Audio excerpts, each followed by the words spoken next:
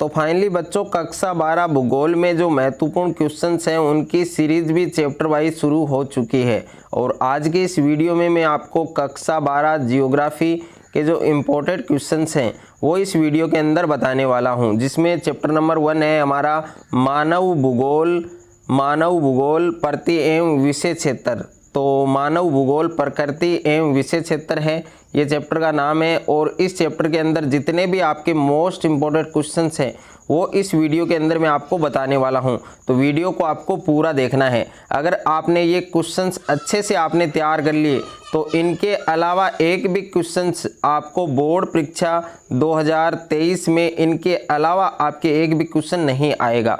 तो ये कंप्लीट जो क्वेश्चन हैं वो आपको अच्छे से तैयार करने हैं और विद सॉल्यूशन भी हैं, तो वो भी आप अच्छे से यहाँ पर देख सकते हैं।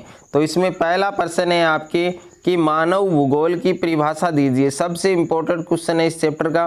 तो मानव भूगोल है उसकी आपको परिभाषा लिखनी है। तो मानव भूगोल की परिभाषा क्या है कि मानव भूगोल है वो यह विज्ञान है जिसमें हम मनुष्य तथा वातावरण के पारस्परिक के जो संबंध है उनका क्षेत्रीय आधार पर क्या करते हैं, अध्ययन करते हैं।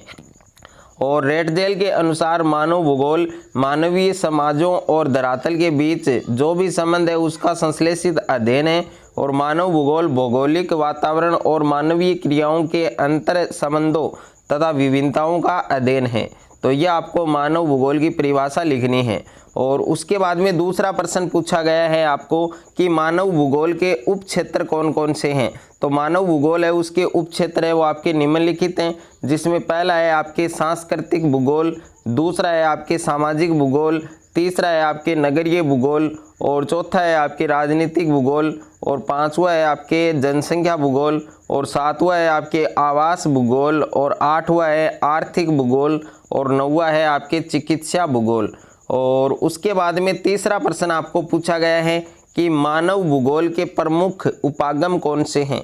तो मानव भूगोल के प्रमुख उपागम कौन कौन से हैं, जिसमें पहला है आपके अन्वेषण और वितरण, और दूसरा है प्रादेशिक विश्लेषण, और तीसरा है आपके क्षेत्रीय विभेदन, और चौथा है आपके स्थानिक संगठन, पांचवा है मानवतावादी, आमूलवादी और व्यवहारवादी विचारधाराओं का उदय।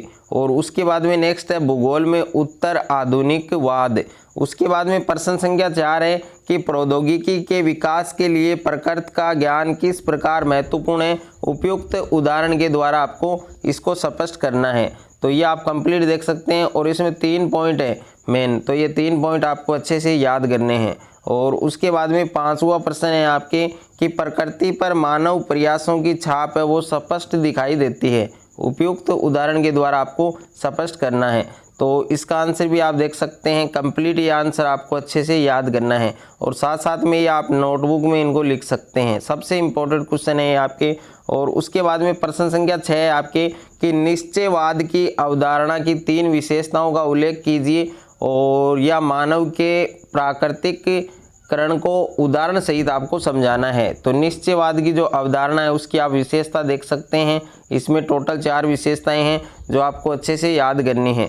उसके बाद में 7वां प्रश्न है आपके कि मानव भूगोल में संभावनावाद की 3 विशेषताएं बताइए। तो इसमें 3 विशेषता आपको अच्छे से याद करनी है। सबसे इम्पोर्टेंट क्वेश्चन है ये भी। और उसके बाद में 8वां प्रश्न है आपके कि मानव भूगोल की कल्याण परक विचारधारा की 3 प्रमुख विशेषताएं लिखिए। तो सबसे इम्पोर्टेंट प्रश्न है ये भी आपको अच्छे से याद करना है और 3 विशेषताएं आपको याद करनी है।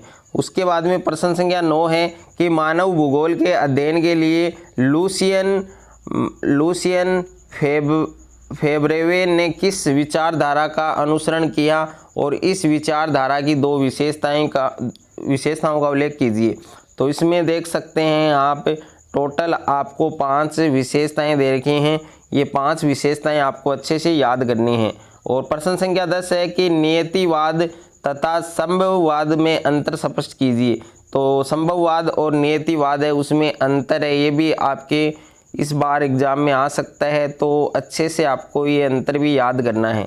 उसके बाद में प्रश्न संख्या 11 है कि क्रमबद्ध भूगोल और प्रादेशिक भूगोल में अंतर स्पष्ट कीजिए। ये भी सबसे वेरी इंपॉर्टेंट क्वेश्चन है, आपके इस बार एग्जाम में आपको देखने को मिल सकता है। उसके बाद में लघु प्रश्न है। लघु प्रश्न में पहला प्रश्न है कि निश्चयवाद की 3 विशेषताएं बताइए। ये काफ़ी बार बोर्ड एग्जाम में आ चुका है एक क्वेश्चन, इस बार इस क्वेश्चन के सबसे ज़्यादा चांस है। तो इसमें 4 विशेषताएं हैं, 4 विशेषताएं आपको अच्छे से याद करनी है। तो वीडियो को ज़्यादा से ज़्यादा आपको शेयर करना है, वीडियो को ज़्यादा से ज़्यादा लाइक करना है, और चैनल पर आप नए हैं तो चैनल को सब्सक्राइब कर लीजिए और साथ में नोटिफिकेशन बेल को प्रेस कर लीजिए।